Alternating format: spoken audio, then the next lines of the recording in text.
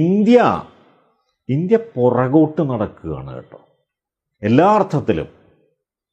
കാരണം ഇന്ത്യക്ക് വലിയ കുഴപ്പമില്ലാത്ത ഒരു ശാസ്ത്ര പാരമ്പര്യമുണ്ടായിരുന്നു. അതിസമ്പന്നെന്നൊന്നും ഞാൻ പറയില്ല, പക്ഷെ എന്നാലും വലിയ കുഴപ്പമില്ലാത്തൊരു ശാസ്ത്ര പാരമ്പര്യമുണ്ടായിരുന്നു. നമ്മൾ പണ്ട് മറ്റ് രാജ്യങ്ങളെക്കാൾ ഒരുപാട് മുന്നോട്ട് പോയിരുന്ന ഒരു ജനതയായിരുന്നു.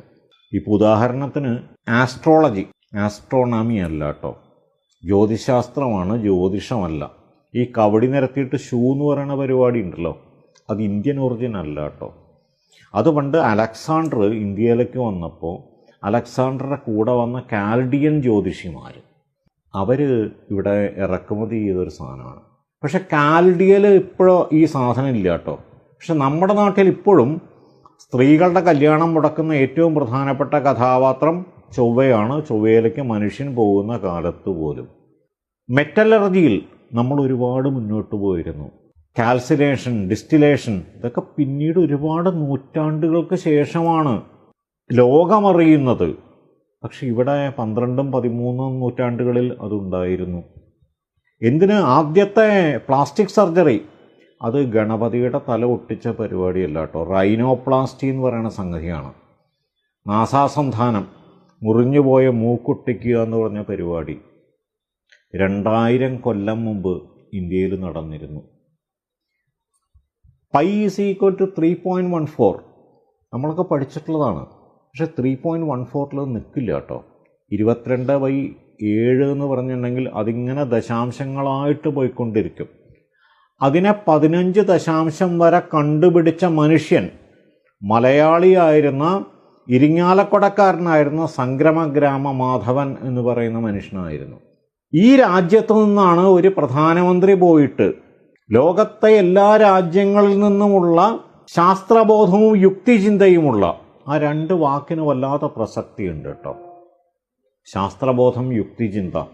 കാരണം എന്താ വെച്ചിട്ടുണ്ടെങ്കിൽ അത് ഭരണഘടനയുടെ 51ാം അനുച്ഛേദമാണ്. ശാസ്ത്രബോധവും യുക്തിചിന്തയുമുള്ള മനുഷ്യരായി മാറുക എന്ന് പറയുന്നത് ഒരു ഇന്ത്യൻ പൗരൻ്റെ കടമയാണെന്ന്. പൗരന് മൗലികാവകാശം മാത്രമല്ല കേട്ടോ ഉള്ളത്, കടമയും കൂടി ഉണ്ട്.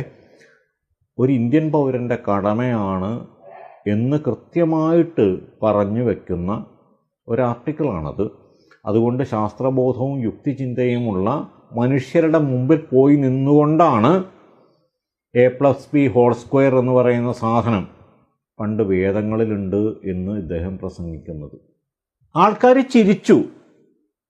ഇങ്ങോരെ RSSൻ്റെ ശിബിരത്തിൽ പോയിട്ട് പ്രസംഗിച്ചോട്ടെ എന്ന്, എനിക്കൊരു വിരോധമില്ല എന്ന്. കാരണം അവിടെ കേട്ടിരിക്കുന്ന ആളുകൾ ഇങ്ങോരെ പോലെ തന്നെയുള്ള മൊയന്തുകളാണ്. പക്ഷേ അവിടെ അന്താരാഷ്ട്ര ശാസ്ത്ര കോൺഗ്രസ്സിൽ അപഹാസ്യനാകുന്നത് ഈ മനുഷ്യനല്ല, ഇന്ത്യ എന്ന് പറയുന്ന രാജ്യമാണ്. ഇങ്ങോർക്കുണ്ടല്ലോ. എന്നിട്ടോ അത് കേട്ട് കൈയടിക്കാനായിട്ട് ഇങ്ങോരുടെ കുറേ അനുയായികളും. ഇങ്ങോർക്കുണ്ടല്ലോ, ഞങ്ങൾ ഡോക്ടർമാരുടെ ഭാഷയിൽ പറയുക ഡെലിയൂഷൻ എന്നാണ്. Delusions are false notions which cannot be corrected even by giving an evidence to the right contrary. അതാണ് കൃത്യമായിട്ട് പറഞ്ഞു വയ്ക്കുന്നത്. അതായത് നിങ്ങൾക്കൊരു ധാരണയുണ്ട്, അത് തെറ്റിദ്ധാരണയാണ്. അപ്പോൾ വിവരമുള്ള ആളുകൾ by giving an evidence to the right country, അതായത് തെളിവ് സഹിതം നിങ്ങളോട് പറഞ്ഞു തരികയാണ് ഇത് ശരിയല്ല കേട്ടോ, അല്ലെങ്കിൽ ഇതല്ല ശരി കേട്ടോ, പക്ഷെ നിങ്ങൾ അംഗീകരിക്കാൻ തയ്യാറല്ല. ഈ ഡെലിയൂഷൻ എന്താണെന്ന് മനസ്സിലാക്കാനായിട്ടൊരു ചെറിയ ഉദാഹരണം മതി. പണ്ടൊരു സിനിമയിൽ ജഗതി പറഞ്ഞിട്ടില്ലേ, ഇതെന്നെക്കുറിച്ചാണ്, എന്നെക്കുറിച്ച് തന്നെയാണ്, എന്നെക്കുറിച്ച് മാത്രമാണെന്ന്. അത് ഡെലിയൂഷൻ ഓഫ് റെഫറൻസ് എന്ന് പറയുന്നൊരു സാധനമാണ്. ഇങ്ങോർക്കുള്ള ഡെലിയൂഷനെ നമ്മൾ ഡെലിയൂഷൻ ഓഫ് ഗ്രാൻഡിയ എന്നാണ് പറയുക. അതായത് എനിക്കെല്ലാം അറിയാം, അവിടെ കൊണ്ട് നിന്നാൽ കുഴപ്പമില്ലപ്പം, എനിക്ക് മാത്രമേ അറിയൂ. ഇത് പറഞ്ഞ് കൈയടിക്കാനായിട്ട് കുറേ ആളുകൾ